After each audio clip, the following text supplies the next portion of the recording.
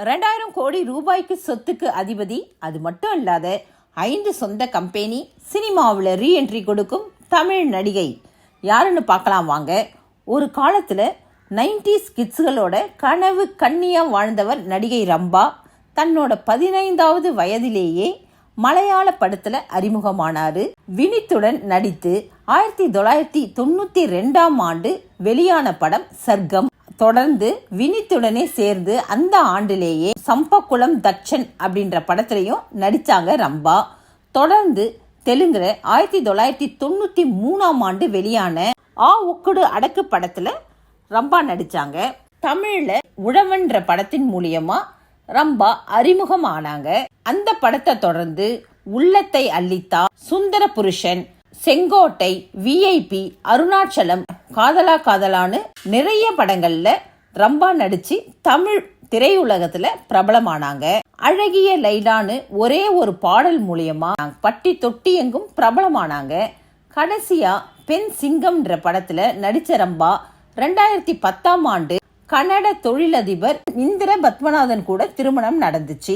கனடால செட்டில் ஆயிட்டாங்க. ரம்பாவுக்கு 2 பெண் குழந்தைகள் மற்றும் ஒரு மகன் உள்ளார்.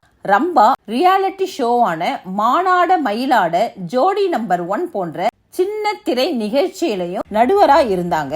2017 விஜய் டிவியில் வெளியான கிங் ஆஃப் ஜூனியர் நிகழ்ச்சியில் நடுவரா இருந்தாங்க. ஆனா சினிமாவில் நடிக்காம குடும்பத்துல கவனம் செலுத்த ஆரம்பிச்சாங்க. விஜய் டிவியில ஒளிபரப்பாக உள்ள ஜோடி ஆர் யூ ரெடி நடன நிகழ்ச்சியில புதிய சீசன் நடுவராக பங்கேற்க உள்ளதாக தகவல் வெளியாயிருக்கு. கடந்த சீசன்ல சாண்டி, ஸ்ரீதேவி மற்றும் மீனா ஆகியோர் நடுவரா இருந்தாங்க. இந்த புதிய சீசன்ல மீனாவுக்கு பதில் ரம்பா நடுவரா வரப்போவதாக சொல்லப்படுகிறது. இந்த நிலையில சின்ன திரை மட்டுமில்லாம வெள்ளித்திரையிலையும் ரம்பா ரீஎன்ட்ரி கொடுக்க போவதாக தகவல் வெளியாகி இருக்கு. சமீபத்துல ராபர்ட் திரைப்பட விழாவில் கலந்து கொண்ட தயாரிப்பாளர் கலைப்புலி தானு மேடையில் பேசும்போது ரம்பா பற்றி ஒரு விஷயத்த சொன்னாரு. 2000 கோடி ரூபாய் சொத்துக்கு அதிபதியான ரம்பா, அவரோட கணவர் பெரிய பிசினஸ் மேன்.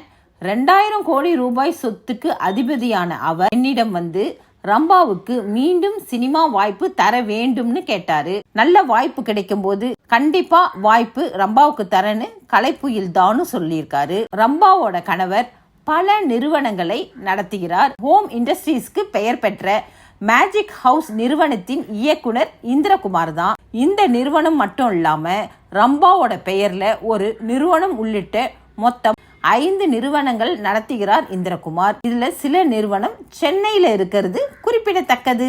ரசிகர்களோட கருத்து என்னன்னு பாத்தீங்கன்னா, ரம்பாவுக்கு 2000 கோடி ரூபாய்க்கு மேல சொத்து இருக்கு. நீங்க ராணி மாதிரி வீட்டிலே இருக்கலாமே, எதற்காக அகைன் ரீஎன்ட்ரி கொடுத்து சினிமாவில் நடிக்க வரீங்க அப்படின்னு கேக்குறாங்க. என்னோட கணிப்பு என்னன்னு பாத்தீங்கன்னா, சினிமாவில் நடிக்க வர்றது பணத்துக்காக மட்டுமல்ல, அவங்களோட ஆசை.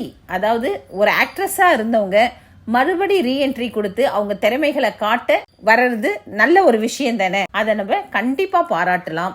ஓகே ஃப்ரெண்ட்ஸ், மீண்டும் அடுத்த பதிவில் சந்திப்போம். நன்றி.